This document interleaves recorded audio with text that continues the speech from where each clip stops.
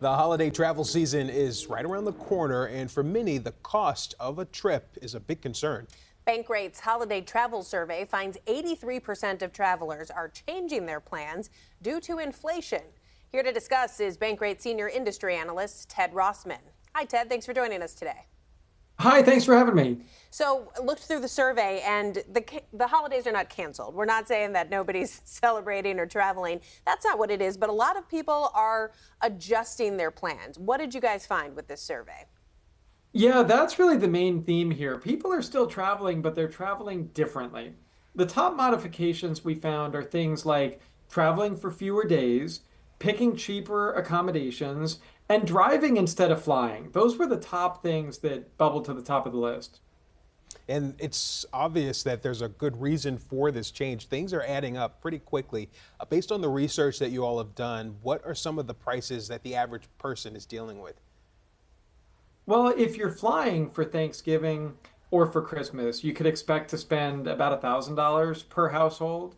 And for staying in a hotel, it's a comparable figure. You might want to include stay-at-home or home rentals as well. That's a similar price, maybe sometimes a little bit cheaper, especially if you have a family and you can cook some meals there. Bottom line, though, I mean, if you're doing all the above, if you're flying for both holidays and purchasing accommodations for both, you could be spending $4,000 a family, possibly even more. These are just the averages.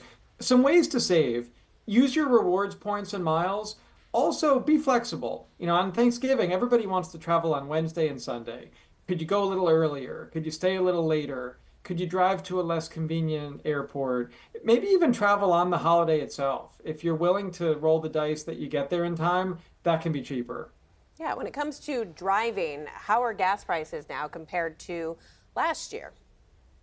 That's been a silver lining. Gas prices are down about 10%. Actually, travel costs in general have stabilized. When people are lamenting inflation, they're more talking about other things: housing costs, food, childcare, medical care. It's all these other aspects of our lives that cost more. Travel actually costs a little bit less this year. Gas prices down about 10%, rental cars down about 7, hotel costs are down about 4%. Airline fares are up slightly, but in general, it's more the spillover effect from other areas that's leaving less money for holiday travel. Let's talk about the stress that this can create for people who are even just hosting or traveling to go somewhere, because there's the price you have to pay just to get there, but just the ingredients for the meals or the gifts, all of this stuff really does add up quite a bit.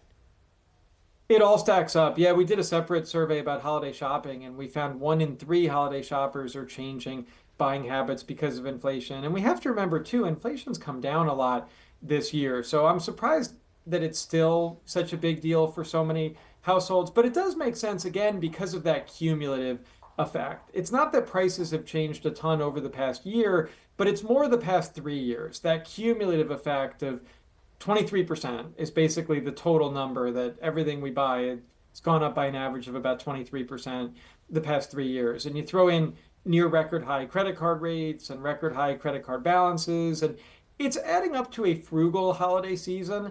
People are still traveling, they're still spending, but they're doing so thoughtfully. And we expect to see more muted growth this year. It's not going to be the crazy double-digit sales growth that we saw a few years ago, or insane numbers of travelers. I mean, yes, people are traveling, but they're cutting corners and doing it on a budget this year.